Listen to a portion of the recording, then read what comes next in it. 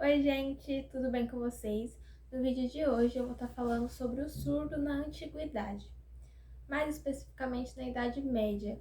Como começou a linguagem de sinais, os gestos, da onde isso surgiu, o porquê. Então, se você quer saber um pouco mais sobre essa história, continue assistindo o vídeo até o final.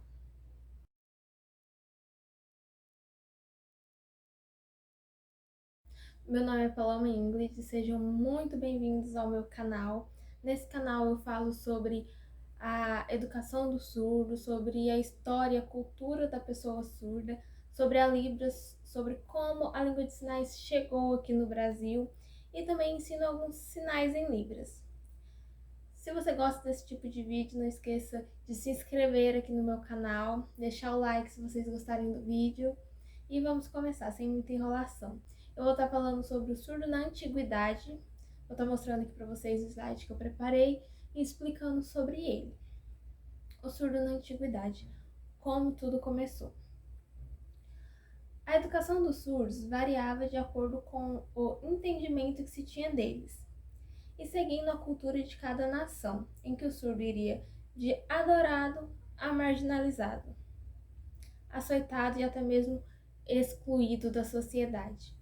Isso mesmo, gente. Na Idade Média, havia lugares onde o surdo ele era adorado como se fosse um tipo de deus, e outro lugar onde ele era marginalizado, onde ele era excluído.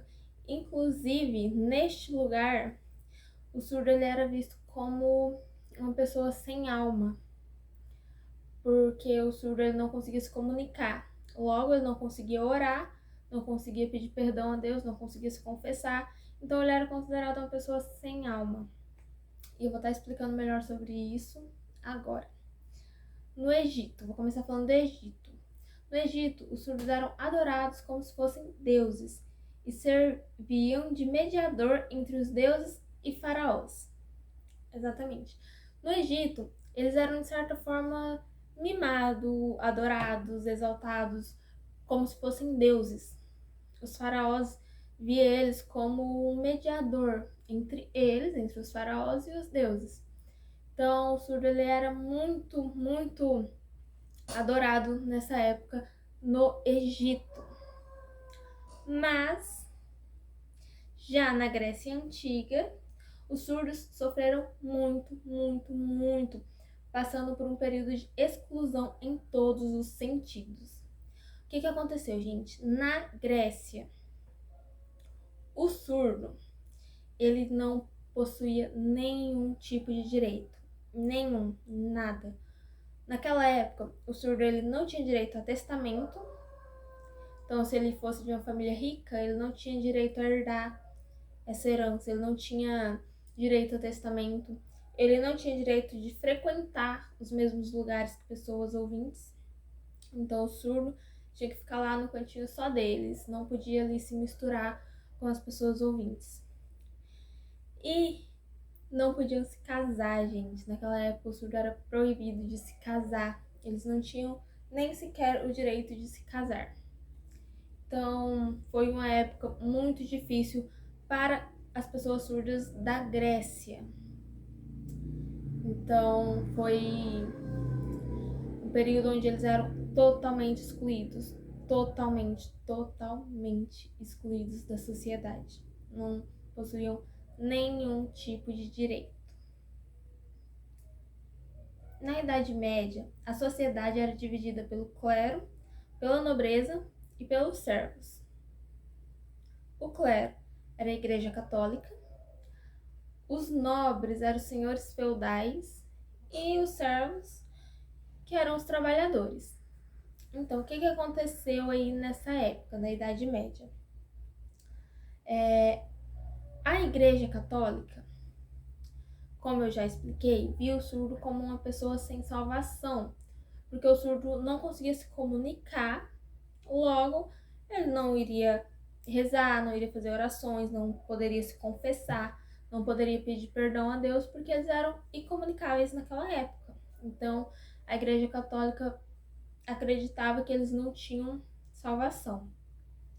Mas, naquela época, Os nobres, né, os senhores feudais, eles ajudavam a Igreja Católica.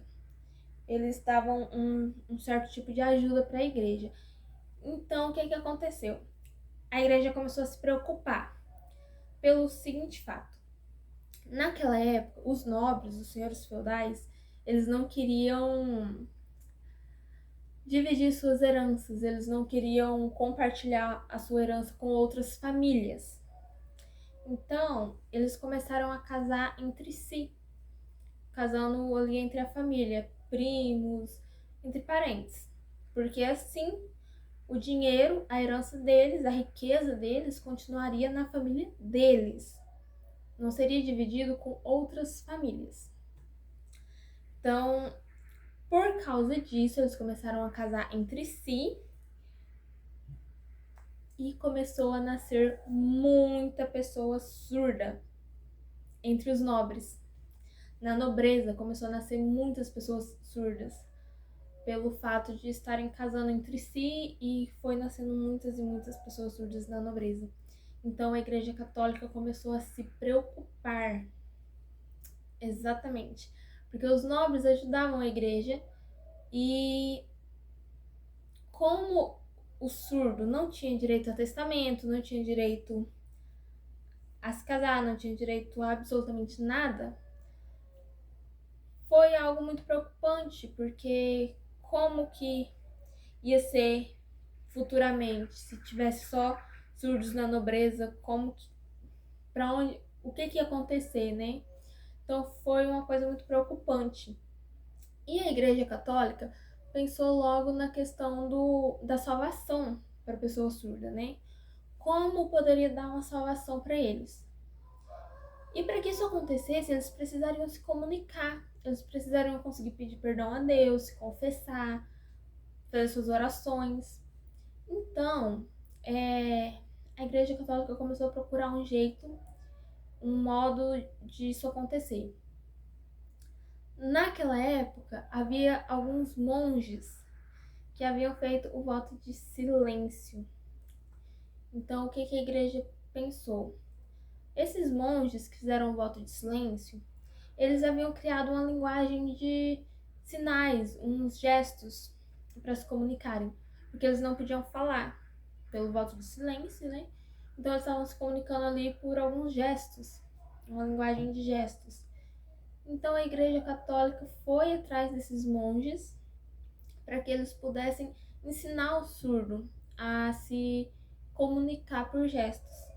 Porque dessa forma, o surdo ia conseguir se comunicar, ele conseguiria fazer suas orações, conseguiria se confessar e conseguiria pedir perdão a Deus. Dessa forma, eles poderiam ser salvos, né? Então, a partir daí, os monges começaram aí esse processo, ensinando alguns gestos para que os surdos começassem a se comunicar ali e que futuramente eles pudessem obter a salvação, de acordo com a igreja. Porém, gente, vamos lembrar que na época essa foi uma solução encontrada para os surdos da nobreza, os surdos de famílias ricas, né? Então, esse processo da língua de sinais começou com a nobreza. Estava ensinando apenas os surdos da nobreza. Essa foi uma solução encontrada para a nobreza, para os surdos pertencentes à nobreza.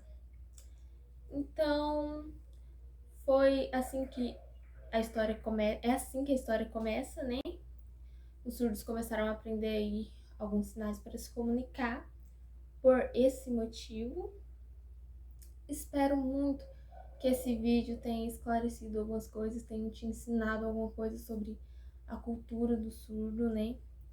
E vai ter outros vídeos, vai ter continuações explicando mais sobre a história. Eu vou estar explicando como a Libras chegou aqui no Brasil, como a pedido de quem iniciou esse processo da língua de sinais aqui no Brasil.